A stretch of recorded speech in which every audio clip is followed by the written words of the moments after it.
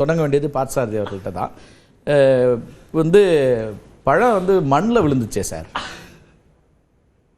இது அத்திப்பழம் மாரி, அதை எடுத்து சுத்தம் பண்ணி சாப்பிட்லாம், டேஸ்ட்டாக இருக்கும், உடம்புக்கு நல்லது தான். அதேமாரி சகோதரி சொன்னாங்க, அவங்க கூட கூட்டணி இருக்கும்போது எங்கள் கூட்டணி பலம் அதிகமாக இருந்தது, எங்கள் கூட்டணி பலம் இருந்தது. சரி, 2026 21 எங்களால் 46 தொகுதி இழந்திருக்கிறாங்க. அது எப்படி சொல்கிறீங்க? வாக்கு சதவீதத்தை வச்சு நாங்கள் தனியாக நீங்கள் அமமுக நிற்கும்போது வாங்கும்போது பார்த்தீங்கன்னா 46 தொகுதி எங்களோட கூட்டணி இருந்து இந்த 21 அவங்க தான் முதலமைச்சரே ஆகியிருப்பாங்க. நான் அமமுக இப்போ கூட போயிட்டாங்களா அவங்களோட? அது கூட போனால் கூட இப்போ அதுக்கு முன்னாடி இப்போ நாங்கள் திமுக கூட போயிருக்கோம்ல, இங்கே பலம் கூடி போயிடும். இப்போ இவங்க சொன்னாங்க தினகரன் கூட்டணி, பாமக கூட்டணி, பிஜேபி கூட்டணி, எந்த கூட்டணி இருந்தாலும் தமிழ்நாட்டில் எந்த கூட்டணி எடுப்படாது. வெற்றி கூட்டணி இன்னைக்கு திமுகவும் தேமுதிக இருக்கிற கூட்டணி கண்டிப்பாக வெற்றி பெறும். அதுவும் இன்னைக்கு அந்நியார் சொன்னது போல 200+ தான், மைனஸ் கிடையாது, பிளஸ் தான். அந்த அளவுக்கு இந்த திமுக அணி. எதனால இப்போ முதல் முறையா திமுகவோட ஒரு கூட்டணிங்கிற முடிவை ஏன் எடுக்கிறாங்க? தேமுதிக இது வரைக்கும் தொடர்ந்து முதல்ன்றது கிடையாது சார். எங்களுக்கு 2016 வாய்ப்பு வந்தது, 2019 வாய்ப்பு வந்த வாய்ப்பை நீங்க அது அப்பத்துக்கு காலம் நேரம் சூழ்நிலை, தலைவர் முடிவெடுத்தாரு, நாங்களாம் அதை கட்டுப்பட்டு தான் ஆகணும். அன்னைக்கு இருந்த நிலைமை. ஆனால் இன்னைக்கு அப்படி கிடையாது.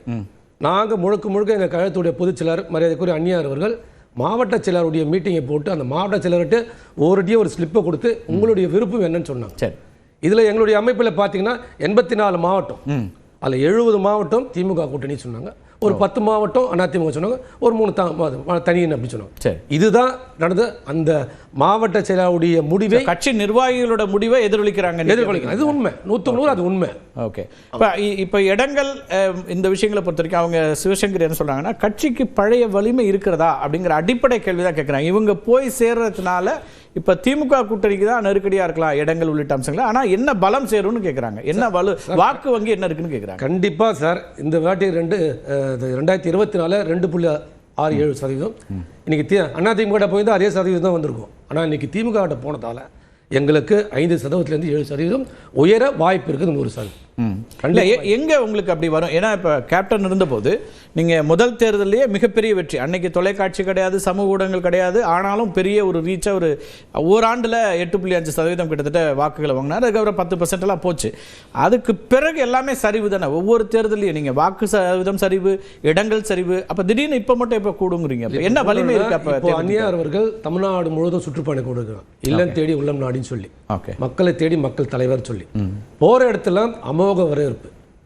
எங்களுக்கு விழுப்புரம் மாவட்டம், தருமபுரி மாவட்டம், சேலம் மாவட்டம், கள்ளக்குறிச்சி மாவட்டம், செங்கல்பட்டு மாவட்டம், விருதுநகர் மாவட்டம், தேனி மாவட்டம், தஞ்சாவூர் மாவட்டம், மதுரை மாவட்டம், திண்டுக்கல் மாவட்டத்தில் மிக பிரம்மாண்டமான வரவேற்பு. மக்கள் ஆதரவு அதிகமாகுது, தொண்டரும் அதிகமாக வந்திருக்காங்க, பொதுமக்களும் எங்களை அதிகமாக. மாநாடு நடந்த கடலூர் மாவட்டத்தை விட்டீங்க சார்? கடலூர், கடலூர், வேப்பூர்ல தான் மாநாடு நடத்துறீங்க. கடலூர்ல எங்க கோட்டை சார். கடலூர், விழுப்புரம், கள்ளக்குறிச்சி, தர்மபுரி சார். அது பக்கத்தில் இருக்கிறவரோட கோட்டைன்னு சொல்லிருக்காங்க, நீங்க எங்க கோட்டைன்றீங்க? அவருக்கு தெரியும் சார். நாங்கள் 2006 எப்படி ஜெயிச்சது தெரியும் சார். விருதாச்சலத்தில் வெற்றி பெற்றார், அது கேப்டன் அங்கே நின்றாரு. இருந்தாலும் எல்லாம் அந்த தொகுதியில் அதிகமாக தமிழ்நாட்டிலேயே ஃபர்ஸ்ட் 2006 அதிகமாக ஓட்டு வாங்கினது விழுப்புரம் மாவட்டம், 2வது கடலூர் மாவட்டம், ஓகே, 3வது சேலம் மாவட்டம். இந்த ஓட்டு டிரான்ஸ்ஃபர் ஆகுமா? அப்படி ஒன்று இருக்குல்ல, இது வரைக்கும் நீங்கள் திமுகவோட இணைந்ததே இல்லைங்கிற இடத்துல இருந்து இப்போ புதுசாக ஒரு இடத்துக்கு போகிறீங்க, ஜெல்லாகி உடனே அந்த வாக்கு வங்கி அதெல்லாம் வந்துடுதா? அது சார் புதுசாக ஜெல்லாம் கிடையாது சார். இது வரைக்கும் நாங்கள் 3 வாட்டி அவங்க கூட கூட்டணி போயிட்டோம். சரி, 2011 போனோம், நாங்கள் எதிர்கட்சியோட வந்தோம். அது அன்னைக்கு இருந்த கால சூழ்நிலை மக்கள் ஏற்றுக்கிட்டாங்க, வந்தாங்க. அதன் பிறகு 2019 போனோம், வெற்றி பெற முடியல. 2024 போனோம், வெற்றி பெற முடியல. அப்போது எங்களுடைய தொண்டருடைய மனநிலை, மாவட்ட செயலாளர் மனநிலையெல்லாம் இந்த முறை திமுக போய் பார்ப்போம், கண்டிப்பா நம்ம வாக்கு சதவீதம் உயரும் என்ற நம்பிக்கை எல்லாருக்கும் இருக்குது. கண்டிப்பா உயரும் சார். விஜயகாந்த் அவர்கள் கட்சி தொடங்கின போது 2 திராவிட கட்சிகளுக்கும் மாற்றாக அப்படின்னு தான் வந்தார். மக்களோடு தான் என் கூட்டணின்னு சொன்னார். அப்போ அப்கோர்ஸ் நீங்கள் வெற்றி பெற வேண்டியது அவசியம், ஒரு கட்சியினுடைய வியூகங்கள் இருக்கணும் அவசியம். இன்னைக்கு மாற்றாக வேறு சிலர் இருக்கும்போது அந்த மாற்றெல்லாம் நீங்கள் வாய்ப்பாக பார்க்கலையா? மீண்டும் இந்த திமுக அதிமுக தான் யோசிச்சிங்களா சார்? இந்த மாற்றுக்கு 2006 நாங்கள் தனியாக நின்றுட்டோம். ஆமாம், 2009 நின்று மக்கள் எங்களுக்கு வாய்ப்பு கொடுத்துருக்கணும், அவங்க தவற விட்டுட்டாங்க. சரி, இது பிறகு கூட 2017 இன்னொரு முறை முயற்சி பண்ணோம், மக்கள் நல கூட்டணி தலைவர் முதலமைச்சராக இது. ஸோ அப்பயாவது மக்கள் வாய்ப்பு கொடுத்திருந்தா கண்டிப்பா அந்த அதே கொள்கையை பின்பற்றி கடைசி வரல ஃபாலோ பண்ணியிருப்பாரு. மக்கள் வாய்ப்பு கொடுக்கல, சரி கூட்டணி இப்போ நிலைமை போயிருக்கோம். பேசலாம். முதல் கட்ட கருத்தை எடுத்துக்கிறேன். பிரசன்னா, உங்கள்கிட்ட வர கணேஷ் பேசிட்டு வந்துடும். இப்போ கொஞ்சம் நெருக்கடி அதிகமாகிடுதா கணேஷ் உங்கள் கூட்டணிக்கு? ஏன்னா இப்போ தேமுதிகவும் அங்கே போகும்போது திமுக இருக்குது, விசிக இருக்குது, இப்போ தேமுதிகவும் வரும்போது நீங்கள் எங்கெல்லாம் வலுவாக இருக்கீங்களோ அதே பகுதியில் இவங்க ஒரு வலுவான ஒரு போட்டியை கொடுக்கக்கூடிய இடமா மாறி இருக்கா? இல்லை, அப்படி பார்க்க முடியாது. இந்த தேர்தலை பொறுத்தவரை பாட்டாளி மக்கள் கட்சியோட வலிமை எல்லாருக்குமே தெரியும். நாங்கள் வெற்றி பெற்றாலும் சரி, தோல்வி அடைஞ்சாலும் சரி, எங்களுடைய வாக்கு சதவீதம் எங்கேயுமே வந்து பெரிய அளவில் சரிஞ்சதாக வரலாறு கிடையாது.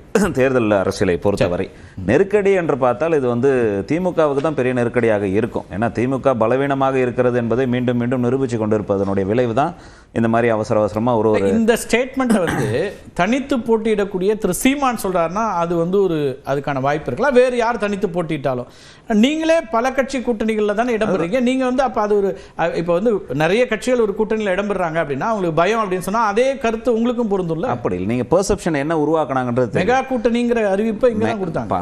அதிமுக என்ற கட்சி தொடர்ச்சியாக ஒரு 4 தேர்தலில் தோல்வியை சந்திச்சு கொண்டு வருகின்ற கட்சி. நாங்கள் மெகா கூட்டணி அமைப்போம், வெற்றி பெறுவோம்னு சொல்வதற்கு வித்தியாசம் இருக்கு. ஆனால் தொடர்ச்சியாக நாங்கள் இன்டாக்டா இருக்கிறோம், பலமா இருக்கிறோம், மிக பலசாலியா இருக்கிறோம், எங்களெல்லாம் ஒன்றும் செய்ய முடியாதுன்னு இருந்த கட்சி தேடி செல்வது என்பது அதனுடைய பலவீனத்தை தானே ஒத்துக்கொள்வதனுடைய வெளிப்பாடு தான். அதையும் தாண்டி இன்னொன்னு சொல்லணும் பார்த்தீங்கன்னா, திரு பிரியன் என்ன சொன்னார்னா எதிர்கட்சியை எதிர்கூட்டணியை பலவீனப்படுத்துறதும் ஒரு வியூகம். அந்த அடிப்படையில் திமுக அந்த ஏன் பலவீனப்படுத்தணும்? நீங்க தான் பலமா இருக்கிறீங்களே, ஜெயிச்சிருவேன்ற நம்பிக்கையில் இருக்கிறீங்களே, எங்களையும் பலவீனப்படுத்துறாங்க. தேமுதிக வருவதற்கு முன்னாடியே நீங்க தீர்மானமே போட்டீங்க 200+ன்றது. இவங்க வந்ததுனால தான் 200+ன்றது கிடையாது. அதுதான் சொல்றேன். உங்களுக்கு நம்பிக்கை இல்லாததுனால தான் இப்போ உறுதிப்படுத்துறீங்க. அது ஒரு யோகத்தில் சொன்னீங்க, இப்போ நம்பிக்கை இல்லை உங்களுக்கு வெளிப்படுத்துறீங்கன்னு கூட எடுத்துக்கலாம். ஆனால் இதையும் தாண்டி உங்களுக்கு என்ன நெருக்கடி வரும்னா, பெரியன் சார் சொன்ன மாதிரி தான். உதாரணத்துக்கு இந்த நேரம் வரைக்கும் ஒரு தேர்தலுடைய பேச்சுவார்த்தை நடத்தி கடைசி நேரத்தில் வருதுன்னா நீங்களே சொன்ன மாதிரி அதற்கான எத்தனை எண்ணிக்கை என்ற விவரங்கள்லாம் முடிவு செஞ்சு தான் வந்திருப்பாங்க. இப்போ இவங்க கூடயே இத்தனை நாள் தொடச்சிக்கிட்டு இன்டாக்டாக இருக்கிறோம்னு பல விஷயங்களில் வாயை திறக்காம உங்களுக்கே இருந்த கட்சிகளை நீங்கள் பின்தள்ளிட்டு இவங்களுக்கு அதிகமாக கொடுத்துட முடியும். அவங்களோடய பேசாமல இவங்களை அழைச்சிருப்பாங்கன்னு நினைக்கிறீங்க? நிச்சயமா அப்படிதான் இருக்கும். காங்கிரஸ் கிட்டலாம் காங்கிரஸ் பேச்சுவார்த்தை நடந்துட்டு இருக்குது, இன்னைக்கும் பிரச்சனை நடந்துட்டு இருக்குது. அவங்க கேட்டுட்டு இருக்காங்க. தேமுதிக உள்ள தெரியும், ஒரு கூட்டணிக்குள்ள இருக்கக்கூடிய எக்ஸிஸ்டிங் பார்ட்னர்ஸ் கிட்ட தேமுதிகவோ அல்லது வேறு கட்சியோ உள்ள வரும்போது டெஃபினட்டா குறைந்தபட்ச லீடர்ஸ் அவங்க இன்ஃபார்ம் பண்ணாம இத பண்ண மாட்டாங்க. நடக்காது. அதுதான் சொல்றேன். எங்களுடைய பெர்செப்ஷன் படி நடக்காது. இல்ல சார், இன்னைக்கு அத்தனை பேர் வரவேற்கிறாங்க. தேர்தலுடைய யூகம் இவங்க வரவேற்கிறாங்க. காங்கிரஸ்ல செல்வ பெருந்தகை வரவேற்கிறார். நான் தான் 2 வருடத்துக்கு முன்னாடியே சொன்னேங்கறாரு. வரவேற்கவில்லை. இடதுசாரிகள் வரவேற்கிறாங்க, திருமாவளவன் வரவேற்கிறாரு, கூடுதல் பலம்ங்கறாரு. அப்ப அவங்க வந்து இதெல்லாம் பேசி தான கொடுத்துடுவாங்க. வரவேற்பது என்பது நேற்றோ முந்தானேத்தோலாம் இல்லை. இவங்க வந்து சேர்ந்த பிறகு வரவேற்று தான் ஆகணும். ஏன்னா கூட்டணியில தான் அவங்க தொடர்றாங்க, கூட்டணியில தான் தேர்தலை சந்திக்க போறாங்க. இன்னைக்கு தானே முடியாது. அதான் இன்னைக்கு வந்துட்டாங்க, வந்த பிறகு தான் வரவேற்கிறேன்னு சொல்றாங்க. இதுக்கு பிறகு தான் தெரியும் அவர்களை விட ஒரு 5 சீட் இவங்களுக்கு அதிகமாக கொடுத்தா என்ன நடக்கும்ன்றது. நெருக்கடி திமுகவிற்கு தான். எப்படி சமாளிக்க போறார்கள் என்பது அவர்கள் தான் முடிவு பண்ணணும். இந்த நெருக்கடி என்பது அதிமுக கூட்டணிக்கு பெருசாக ஒன்றும் இருப்பதற்கான வாய்ப்பு இல்லை. ஏன்னா மக்களிடம் செல்வாக்கு உள்ள கட்சியாக அதிமுக தொடர்ச்சியாக இருந்துகிட்டு வராங்க. மீண்டும் அதை வந்து வெற்றிகள் தானே வந்திருக்கும். 2004 ஏன் திமுக தோத்துச்சு? 2014 நாடாளுமன்ற தேர்தலில் திமுக ஒரு தொகுதி கூட ஜெயிக்கலையே. 2004 100% திமுக வெற்றி. நீங்க அதிமுக தோத்துது.